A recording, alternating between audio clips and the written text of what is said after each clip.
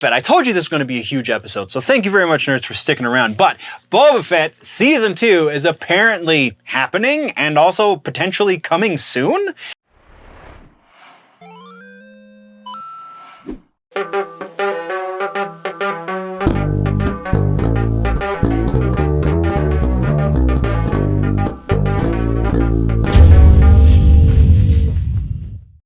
Welcome back, nerds.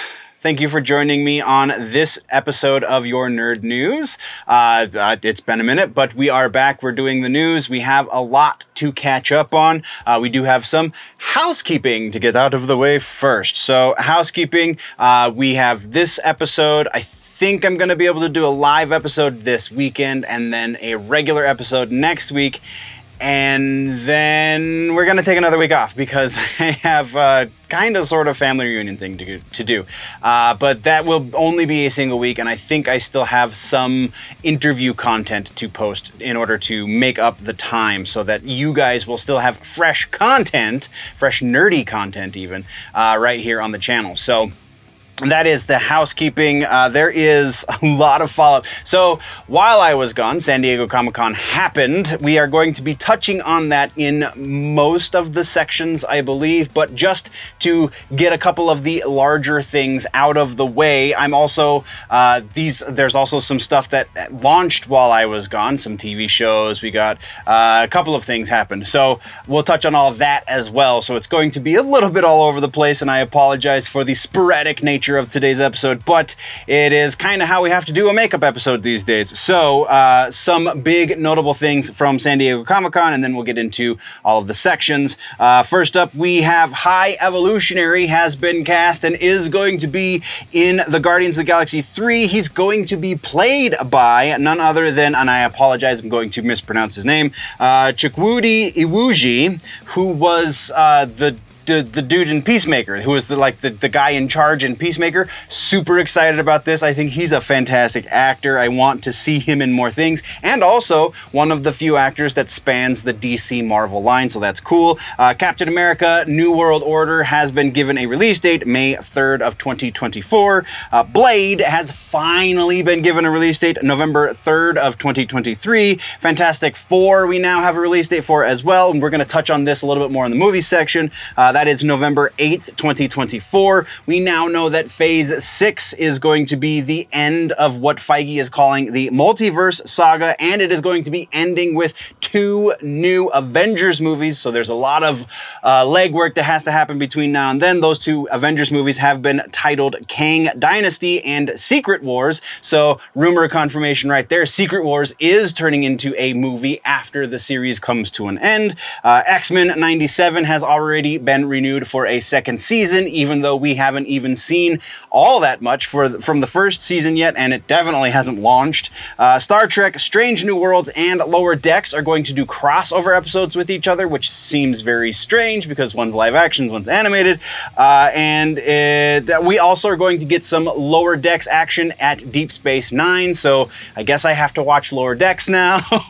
And then our final big thing that we're touching on before we get into proper sections is the Wheel of Time has officially been renewed for a 3rd season on Amazon Prime. All of this happened at San Diego Comic-Con. There is honestly a bunch of stuff. There's compilation videos if you missed any of the trailers, because we're not going to be touching on many of them, really any of them except for 1 or 2 in today's episode. So if you are looking for the San Diego Comic-Con trailers, there's a bunch of compilation videos that are like 27, 32 minutes long of all of the release trailers that launched at San Diego Comic-Con. So go find those. YouTube is a beautiful thing. There is some exciting stuff in there and some things that we need to address in there, so we will get to that, but by and large it's just a lot of really cool trailers that we're not going to touch on.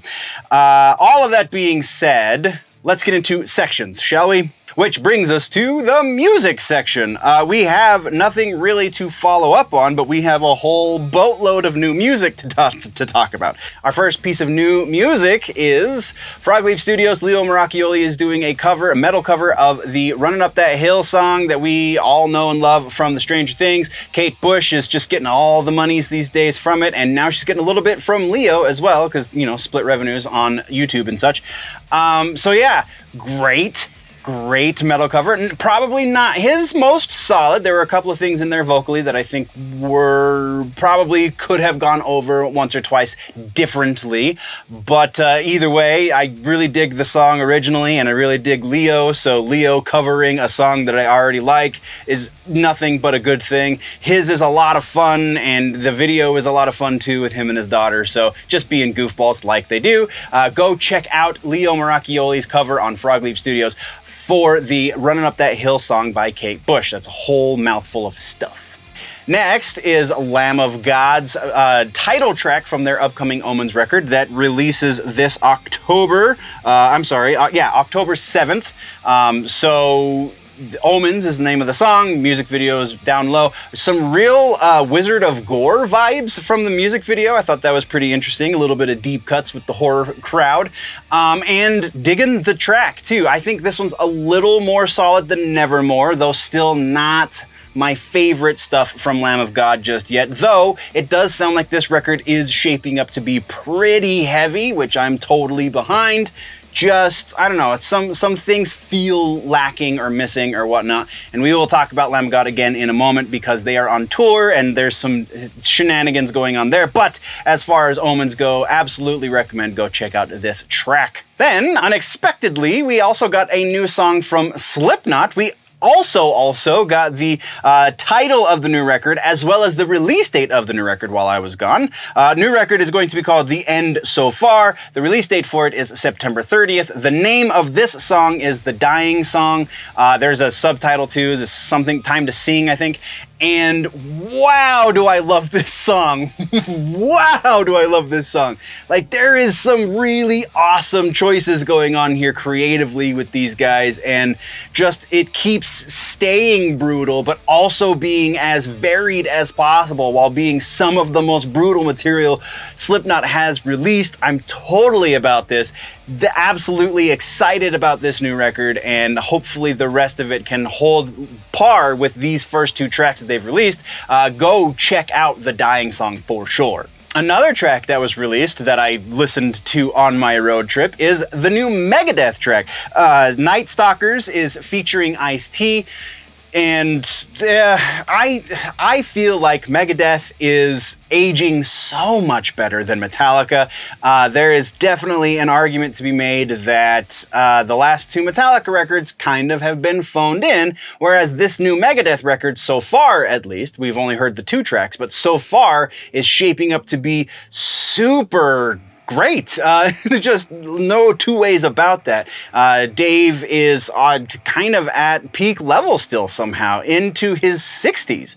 So yeah, definitely go check out Night Stalkers. This one's not quite as solid as the last one. I think the Ice-T contribution is a little not great, but either way, still definitely a solid track. And then rounding out the new music section for music, we were talking about the new Behemoth track. We talked about their last one, the War song. I can't remember the name of the title. I apologize. We're trying to go real fast. But The Deathless Sun is the name of the new track. And where the last one was a lot more like rock and roll a la black metal, this is just pretty much black metal with a rock and roll kind of formula, whereas it doesn't necessarily sound like a rock and roll song, but structurally it is definitely structured like a rock and roll song. I feel like as Behemoth ages, they too are getting better with time. I wasn't the biggest fan of them when they first were kicking around, but man, this new record is totally a lot of fun. So if you like the black and you like the death and the things, then you should check out this new Behemoth track.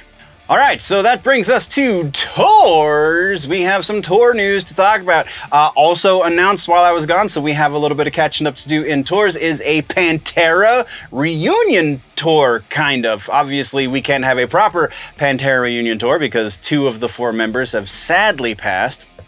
Man, and it's still like a thing that's felt by the industry. But filling in for Dimebag and Vinnie Paul is going to be Zakk Wylde and Charlie Benante from Zakk Wylde, obviously from like everything, and Charlie Benante from Anthrax on drums. This is kind of a great option for who is going to be filling in those seats. Zakk Wylde and Dimebag were brothers, man. Those two doing the music together was a beautiful thing, and they did plenty of it. So having Zakk Wylde step in for the missing Dime is a perfect choice. Charlie Benante, kind of an undersung I mean, at this point, Anthrax, there's nothing really underdone about them, but of the big four back in the day, I feel like Anthrax usually was less recognized. And so Charlie Benante, being the drummer for Anthrax, falls into that category as well. So I feel like he's going to surprise some people on tour with Pantera, because he is a capable drummer in ways that people, I don't think, fully understand. So I'm super excited about this tour. No dates as far as I can see, and I did look, I put like 2 extra days worth of research in today's episode. So I looked. I did not see any tour dates just yet. We do know that it is going to be happening in 2023, though. So that is the plan. As tour dates are announced, we will be coming back to this. But our other piece of tour news has to do with Lamb of God. They just announced a European tour, European leg of the tour, perhaps, where for 12 dates, Willie Adler, guitar player extraordinaire, is not going to be joining the rest of the band. Willie apparently did not get vaccinated with the COVID, and so he can't go to some of these countries that still require proof of vaccination. So they have, filling in for Willie, they will be Phil Demmel from Violence and a couple other bands will be filling in for these 12 dates. No official word as to why that is, but this is kind of, other people associated with this have kind of spilled the beans a little bit. So interesting, very interesting considering how politically minded Randy is on certain things, and this one just kind of slipped through. Whatever. I'm very smiley about this situation for reasons. But that, I believe, is everything we have for music. So let's get into suggestions for music this week. And suggestions, and this one's just because I'm a little bit of a troll and a little bit of a meanie moment. The suggestion is Mudvayne's The End of All Things to Come. Chad Gray notoriously just fell on stage while singing the song Not Falling, so ironically he did fall while singing Not Falling, and I think the record that Not Falling comes from is a phenomenal record. So that record is The End of All Things to Come. It's a beautiful thing. You should go check it out. That is our suggestion for this week.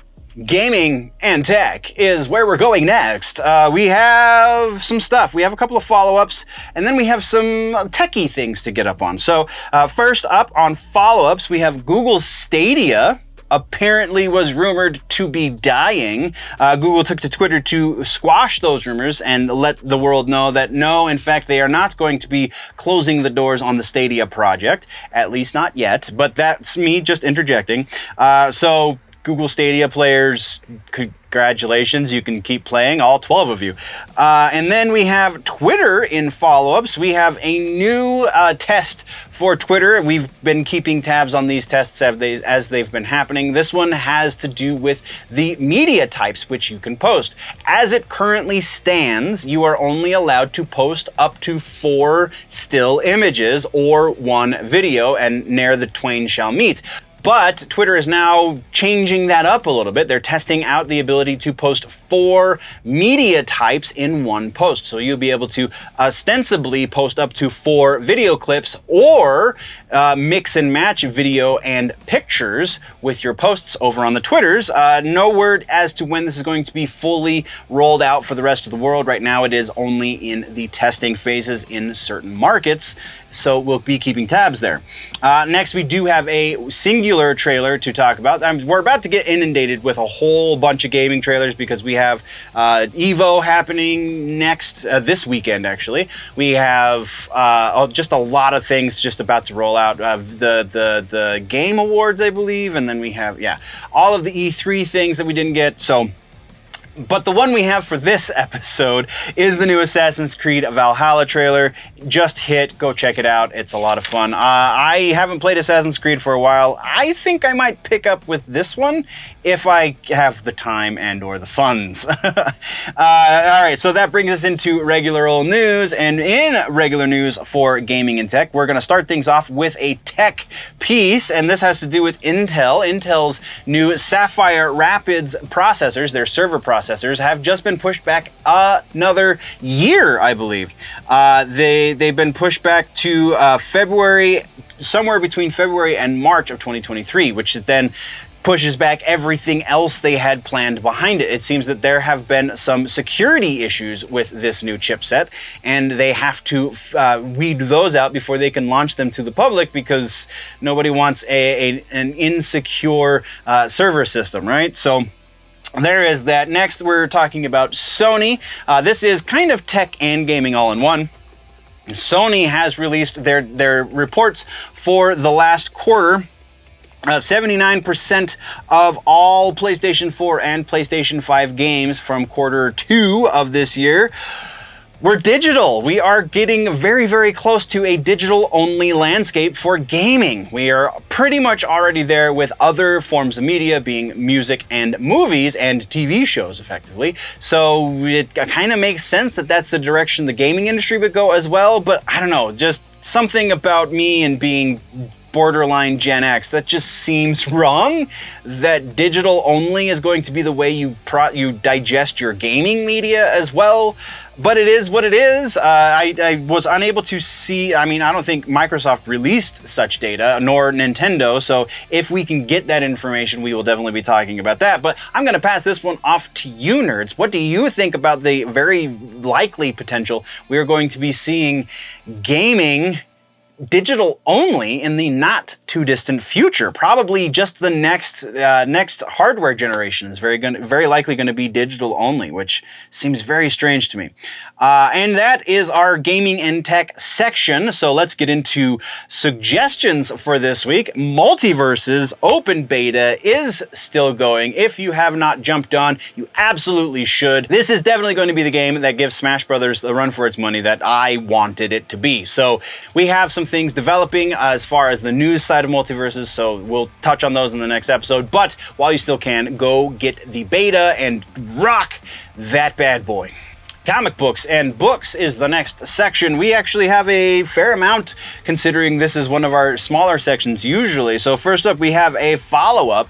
This is one of those things that released while I was gone. White Knight presents The Red Hood has been released. We talked about this when it was announced. It seems to be getting some pretty high reviews. I have not yet been able to read it, but it is out, and that is our follow-up. So into regular old news, we've got Superman. There's potential spoilers if you're currently reading the Superman books, but I know a fair amount of people aren't by comparison to where we were a few years ago. So just for your edification, it seems that now DC is going to be changing or altering or slightly modifying, I guess is probably a little more accurate, how Superman gets his powers. As it stands right now, for those that probably don't know, though I would imagine most of you do, Superman gets his powers from the yellow sun of Earth. And apparently, I haven't been reading a whole lot of Superman, but apparently he's been losing his powers, and in the most recent episodes of the Infinite Frontier storyline, he basically lost all of them, and then went to a planet that was powered by a red sun, which neutralizes his powers entirely anyway. Now he's going to be getting power from the Genesis energy that was found on the War World, where he currently resides in this story arc, and it's apparently going to supercharge his powers because it comes from the multiversal shell. I can't remember the exact terminology, but the thing that keeps the multiverse together is like shards of glass and things, and that's where the Genesis energy comes from. So Superman's about to get a power upgrade, and I don't know how I feel about it. It's probably going to be an interesting situation, though going to be squandered because politics and whatever, but I think that there is a strong possibility that this could be a very interesting read if they do it right. Who knows if they're going to do it right? We'll just have to keep tabs and keep talking about it. So from there, we move into Mark Millar's Millar World. Nemesis is finally coming back and getting his own book once again. January 2023 is going to see the Millar world anti-hero, non-hero, he's like a straight-up villain, is going to be getting his own book, and the art, this is super noteworthy, the art is going to be done by Jorge Jimenez, who is fantastic, and you know his work very well from a lot of Batman stuff that he's done, and I'm a big fan of both Mark Millar and Jorge, so I'm definitely going to be checking out Nemesis once it drops in January. And then into the next piece, we are talking about another new book, Sword of Azrael. So Azrael is going to be getting his own book for the first time in since like New 52, I believe. So like a few years back has been the last time Azrael's gotten his own book. 2003, I have it in the notes. 2003 was the last time Azrael got his own book, though this one does come with a little bit of caveat because it is not in the mainline universe. This is going to be in the Arkham Asylum universe that has been continued in the comic books, as we all know and love, because the Arkham Asylum universe is pretty great. I'm a bit of a fan. I have most of those comics. So yeah, Azrael going into his own book. It is on shelves now, issue number 1, and it is going to be, I believe, a weekly book. So go check it out. Name of it, again, Sword of Azrael. That is everything we have for comic books and books. So that brings us to suggestions for comic books. Comic book suggestion for this week is Sandman. Go read Neil Gaiman's Sandman because it's a phenomenal read, on top of the fact that it's one of the most classic stories in comic books ever. And also Netflix is about to roll out with this. So now you can go read the book and then compare the first season of the Netflix show to the first book and see, how you feel about the things that they changed, and we can have that conversation in a much more educated fashion. But either way, great read, Sandman by Neil Gaiman. TV streaming, as per usual pretty much, is our biggest section of the episode. This is going to be a lot of the San Diego Comic-Con stuff, and yeah, we have a fair amount of things to get out of the way. So without any further ado, we have things that were launched that not necessarily anything to do with San Diego Comic-Con. Shorsey, actually no, this one was just, I finished Shorsey, and it's definitely worth a watch. If you're a Letterkenny fan, go watch Shorsey. Westworld Season 4 has begun. We're about 3 episodes into, or no, I think we're a little bit deeper than that. I'm still trying to catch up. I'm like 2 or 3 episodes behind. Orville Season 3 is phenomenal. I think that has come to its conclusion. And American Horror Stories, we are waiting on the 3rd episode for that as I filmed today's episode. So that is the things that have come out that we've been talking about. And then let's get into some San Diego Comic-Con stuff. So we have Avatar: The Last Airbender, the live action movie. It has some casting stuff that we're going to talk about real quick. I'm going to mispronounce this name. I apologize. Utkarsh Ambudkar. Wow, I again apologize for butchering that name. Who was in Free Guy. Has been cast as King Bumi. He joins Rainbow Dickerson as Kaya Katara and Ahsoka's mother. James C. will reprise his role as the Cabbage Merchant. Community and Mythic Quest actor Danny Pudi will be the mechanic. Gordon Cormier as Avatar Ong. Another name I'm going to mispronounce, and I apologize. Kia Wentio Tarbell as Katara, Ian Owsley as Sokka, Dallas Liu as Zuko, Paul Soon-Hyung Lee as Uncle Iroh, and Daniel Day Kim, wow, words, I know Daniel Day Kim's name, as series villain Firelord Ozai. That is the casting as it stands right now for Avatar: The Last Airbender. Next, we have Rick and Morty. Season 6 will be launching in September. Secret Wars will, in fact, be a crossover event. We actually learned this since San Diego Comic-Con, but we know that Secret Wars is going to be a series, and then is also going to be a capstone movie for Phase 6, I believe it was.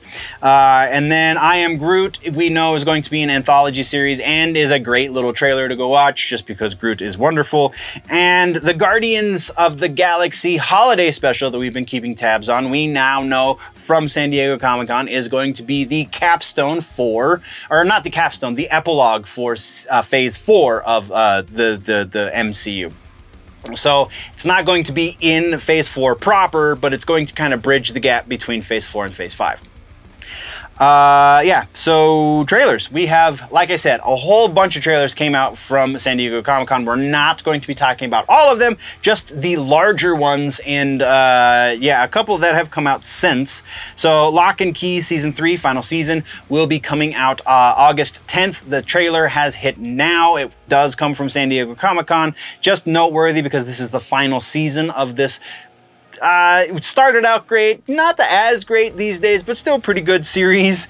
And then this is the one that we had to come to, and that is Interview with the Vampire. Interview with the Vampire, we got our first proper trailer, not just a teaser, but an actual trailer for the series.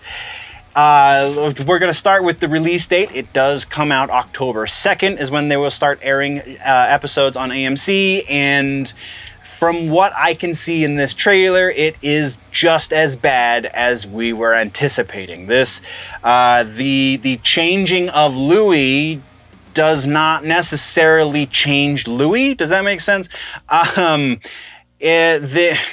They race swapped Louis, which is, you know, it is what it is, as long as you then take the historical precedent of the time when the story takes place, and you have to change who that character is fundamentally, because a black man back in the time that this book takes place initially would not have really been as successful as Louis is in the original story. So you have to create new dynamics for a character, which would be fine if that was the direction they were going, but it doesn't seem to be the case necessarily. It seems that he's still pretty affluent and just a number of things that, again, is kind of minor as long as they can still tell good stories. And I know the actors involved. I'm not recalling names off the top of my head, but the Grey Worm who plays Louis, he's a great actor, so I'm really hoping that his performance is going to make up for some of the historical inaccuracies.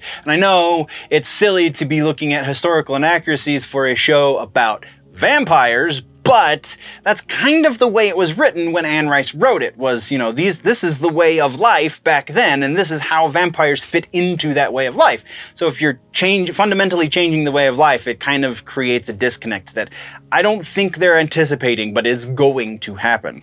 And then, oh God, Claudia. Oh no.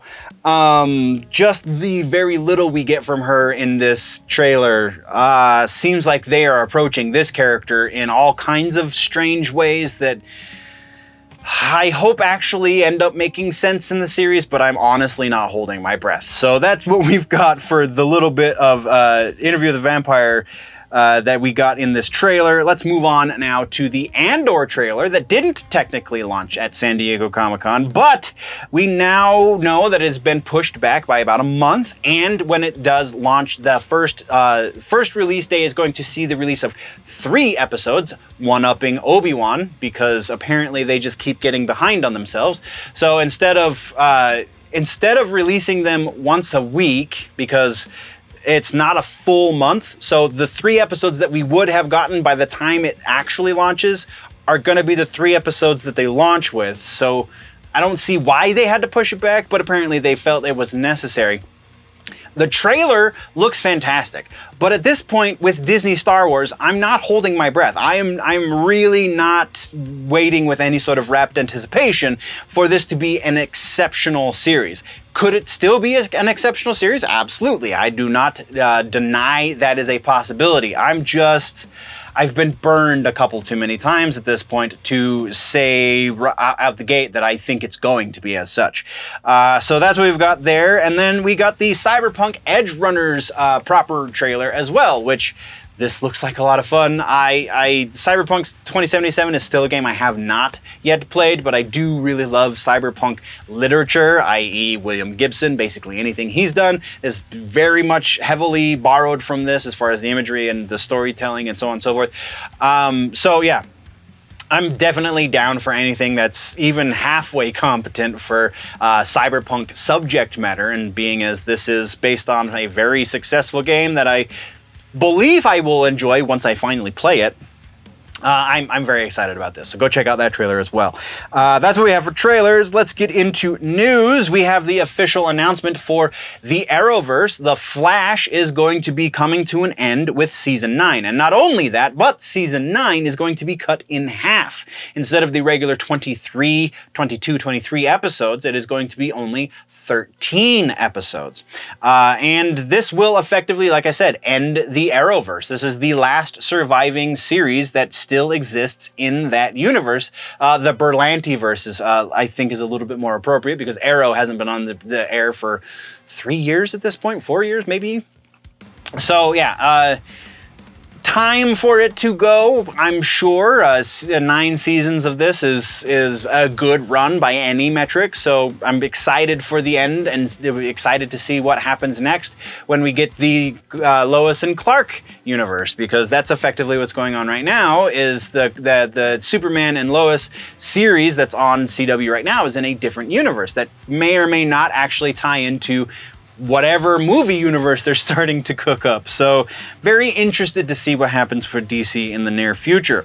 And then we have a downer piece that we have to talk about real quick. Nichelle Nichols, who played Lieutenant Uhura in the original Star Trek series, has passed away at the age of 89.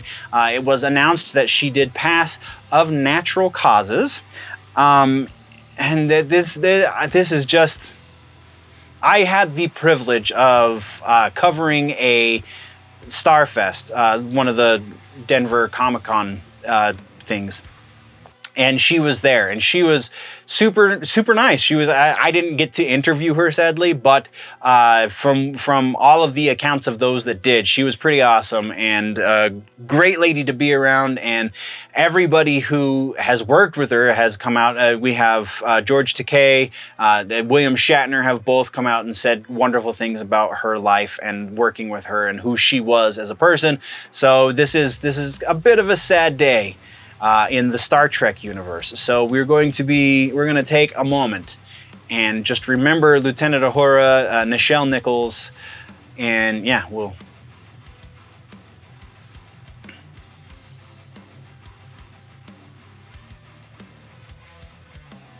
So coming out of that, I said I don't want to end things with downer notes, so that's basically in the middle of this section.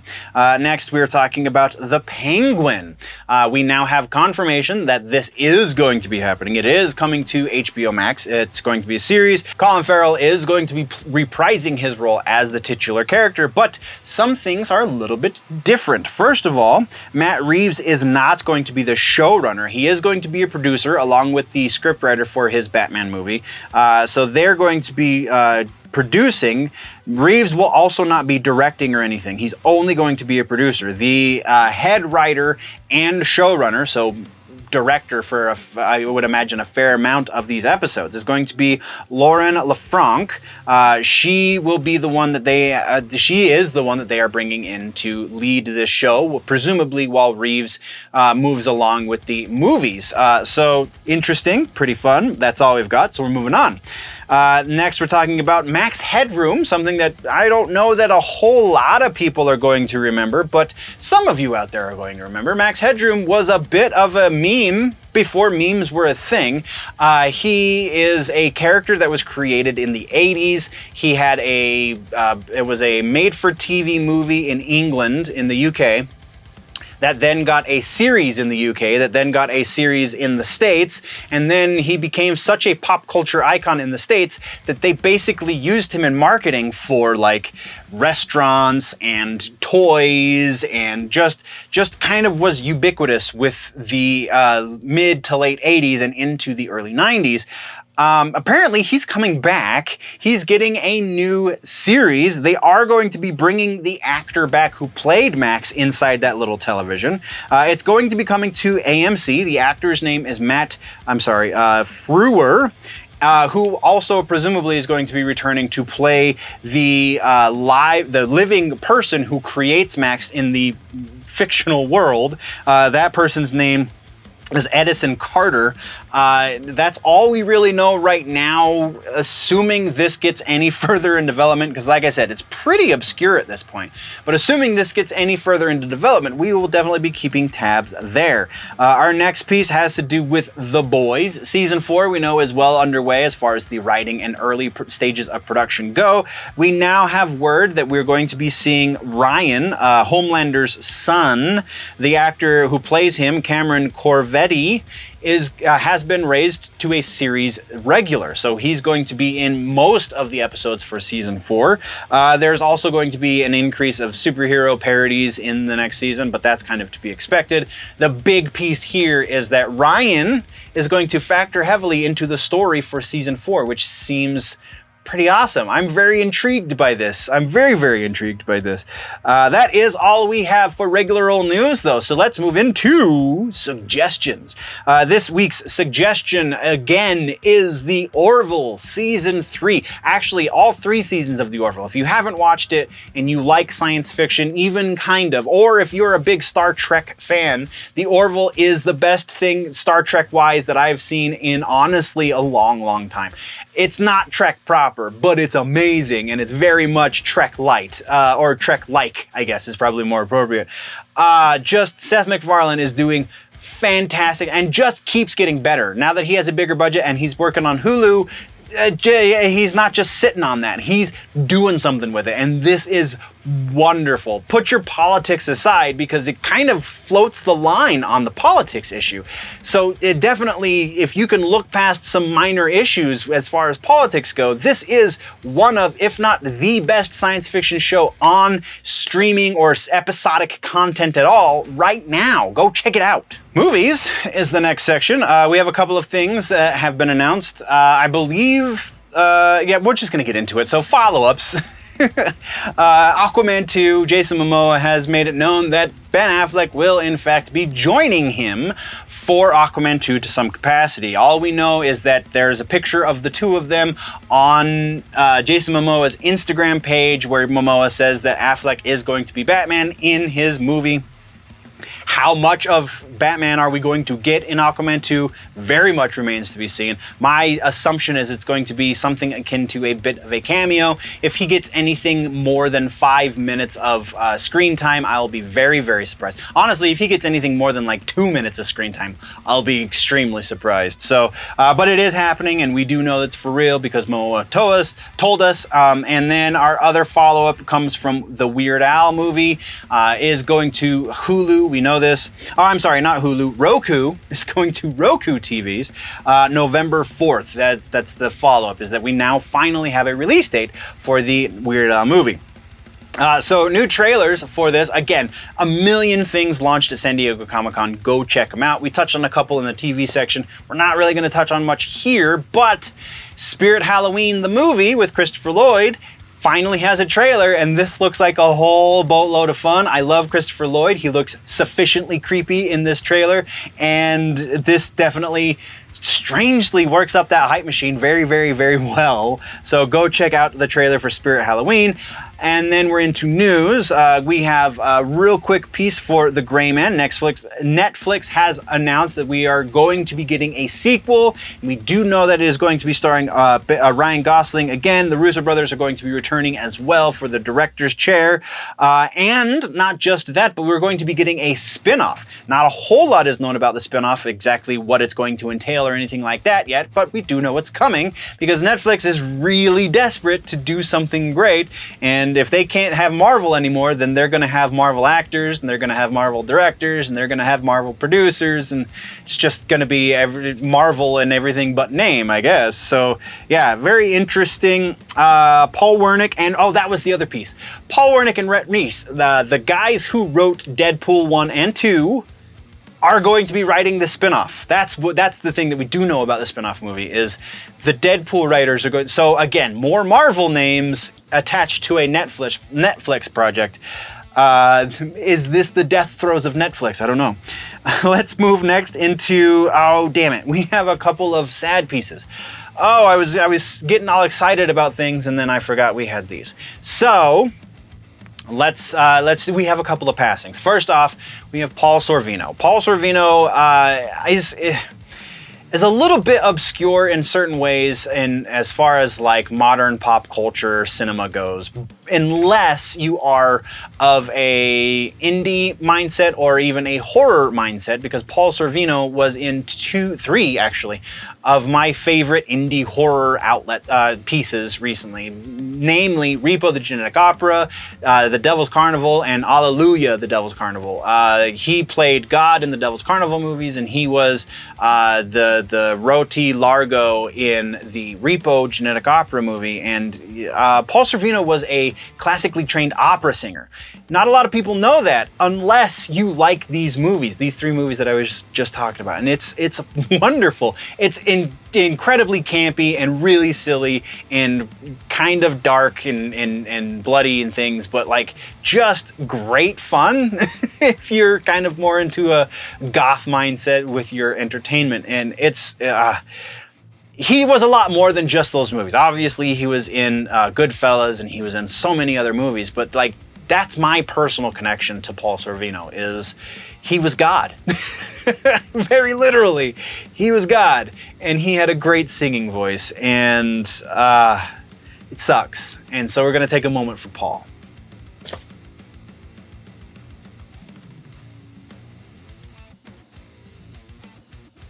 And then our next passing that we have to talk about, and this one hits me a little bit different, is the voice of Ursula from The Little Mermaid, Pat Carroll. I know she's done plenty of other things as well, but I mean, when I do, so I got to talk with Renee Auberjonois, who was in Star Trek Deep Space Nine, but also was a singing voice in this same movie, in The Little Mermaid. And like that was kind of one of the things we talked about more than his Deep Space Nine. And Deep Space Nine is my Star Trek. So to hear that the voice of Ursula has now also passed is just, it just hits me kind of weird. And it's super, super down. And just, I don't know. We're going to take a moment for Pat Carroll because she definitely deserves it as well.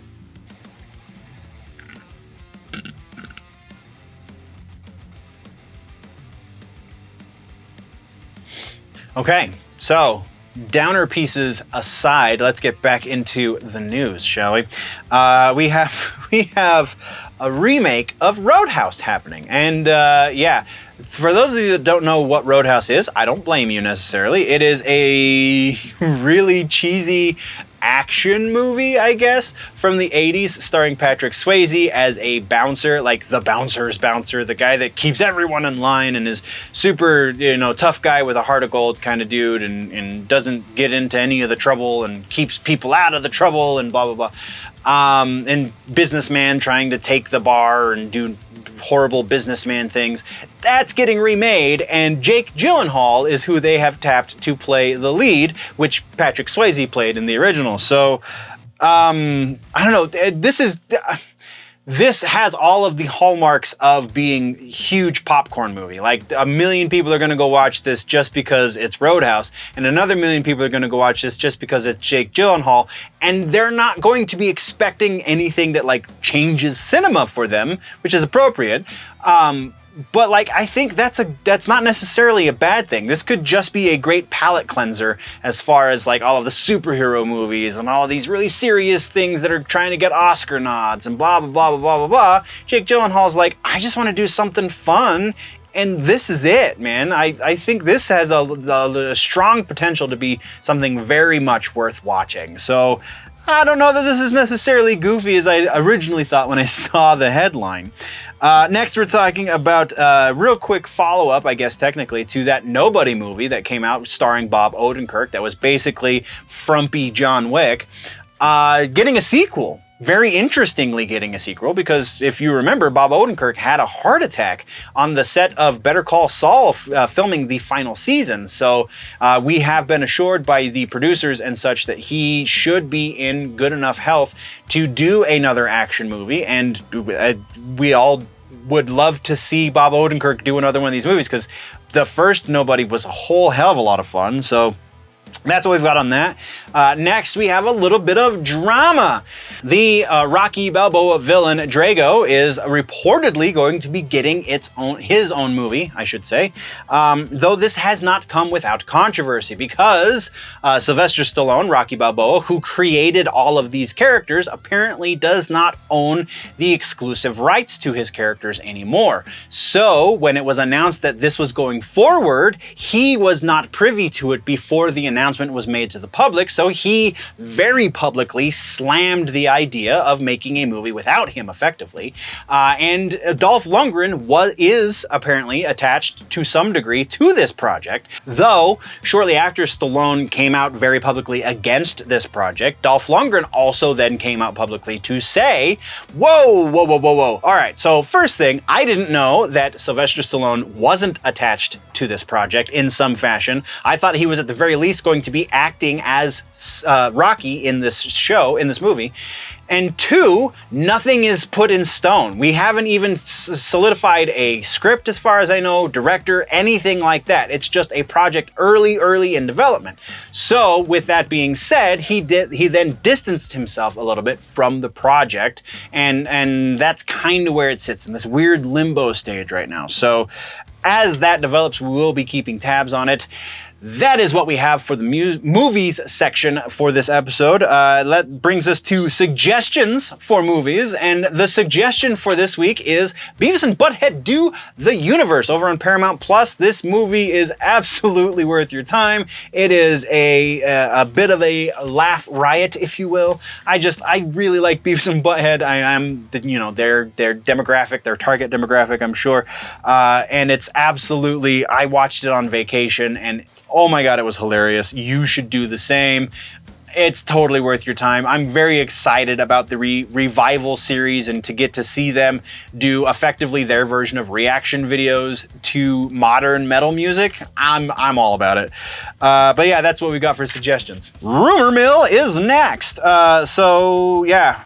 We have some things. We have a couple of confirmations to get out of the way, actually, to start off this Rumor Mill section. First off, we know that the Thunderbolts movie is, in fact, happening. It was revealed at San Diego Comic-Con, and it will be the capstone for Phase 5. So the phase that we haven't started yet. Next is Namor. We have Namor confirmed to be in Wakanda Forever, as revealed in the trailer that was released at San Diego Comic-Con. So another confirmation there. And then The Walking Dead, the Rick and Michonne series that was kinda sorta teased by AMC, has now been 100% confirmed. It is going to be happening, and it is going to be happening in 2023, though this does come with a little bit of a caveat because those 3 Rick Grimes movies that we were supposed to be getting are no longer happening, sadly, because, I really love Walking Dead. So that is what we have for confirmations, no refutations, no news sources. We just have a whole bunch of new rumors. So let's get into those. First off, Solo, a sequel story. Apparently, Han Solo is going to be getting another movie, prequel, kind of. Lawrence Kasdan is the source of this rumor. Usually I don't talk about sources because that's kind of not as fun, but this one's pretty significant because he's the writer. So if he's talking about doing a sequel, that kind of lends itself pretty well, though Lawrence Kasdan is not Disney. And so I feel like because of the source, the other sources that are reporting on this, they're only talking about Lawrence and they're not talking about anybody else associated with Disney who's even considering this right now. And the poor box office results from the first movie just does not lend itself to them wanting to do a sequel, so I'm going to put this one at a generous 40% likelihood. Next is Marvel. We have a couple of copyrights that have been leaked. First up is Eternity Saga, and the second is the Timeless Saga. So we are coming to the end as of Phase 6 is going to be the end of the Multiverse Saga. So after the Multiverse, we're going to presumably get either Eternity or Timeless, according to the rumor. This comes from a pretty solid source. This is the same source that leaked the King Avengers movie and the Secret Wars movie just before it was announced at Comic-Con. So it comes from the same place, so it's pretty solid.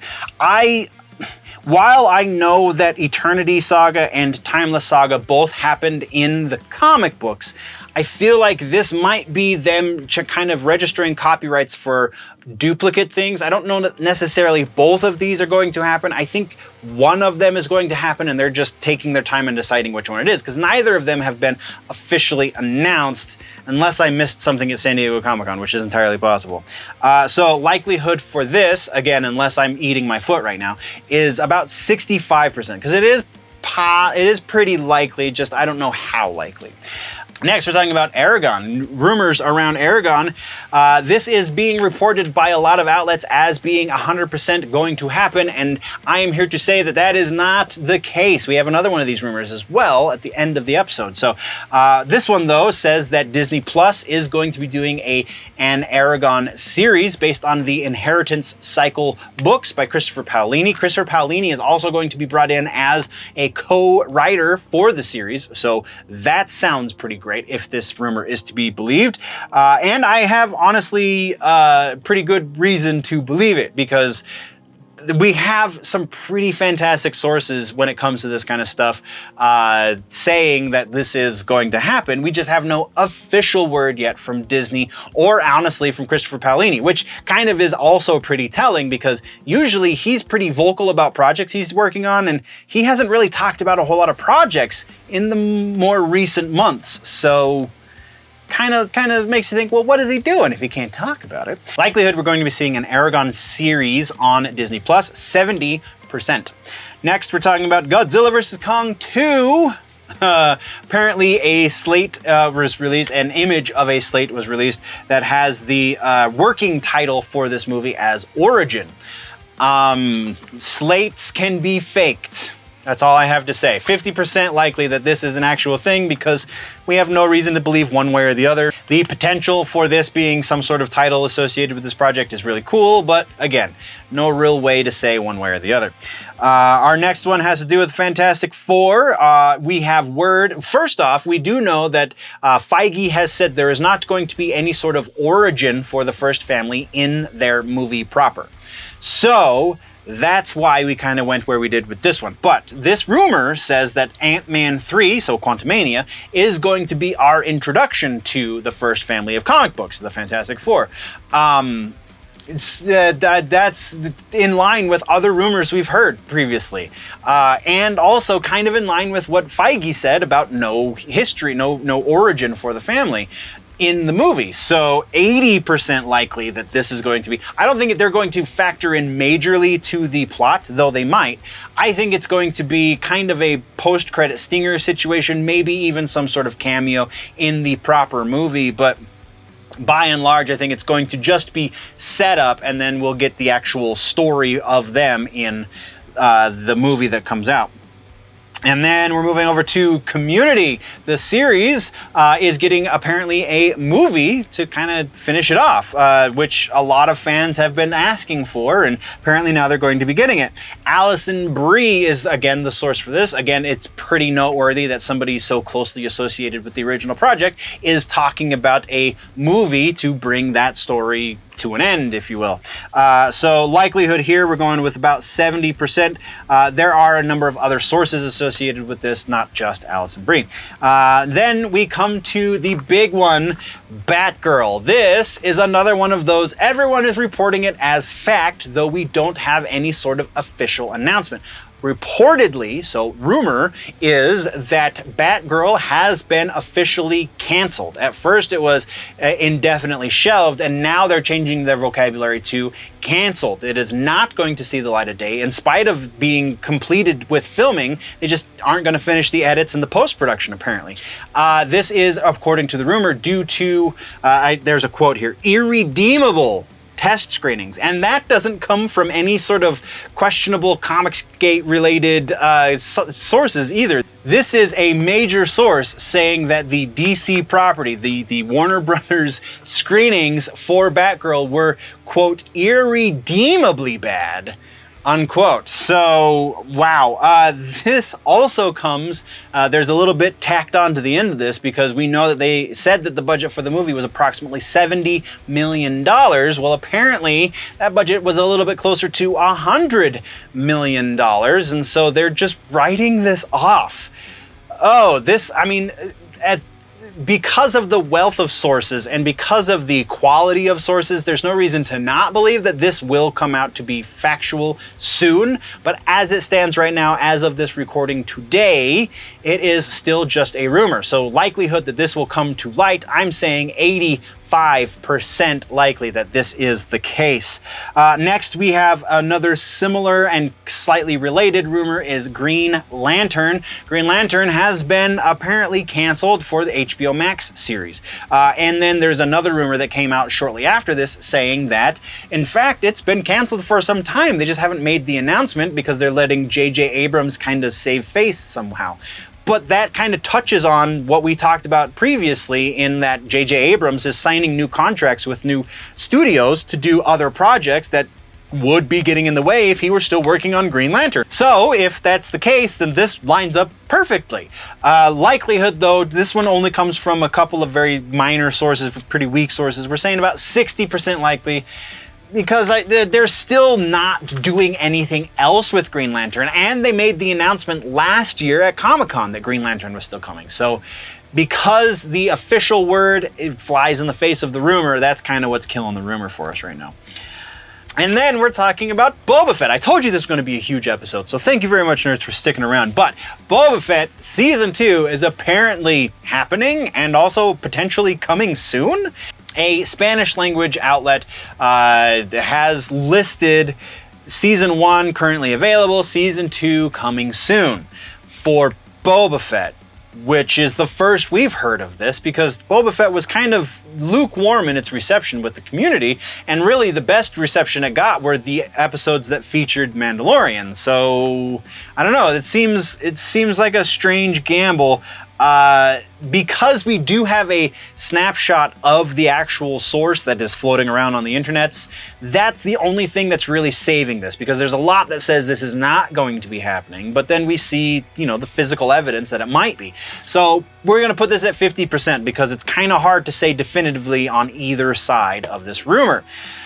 We have a lot more to talk about, nerds, but I don't have any more time, so you're gonna have to go check out the older episodes. Go check out anything, stuff that's popping up on your screen to the side of my face. You should be able to click or tap that, or don't forget to subscribe and thumbs up and stuff so that the algorithm tells you when we bring the conversation back next week.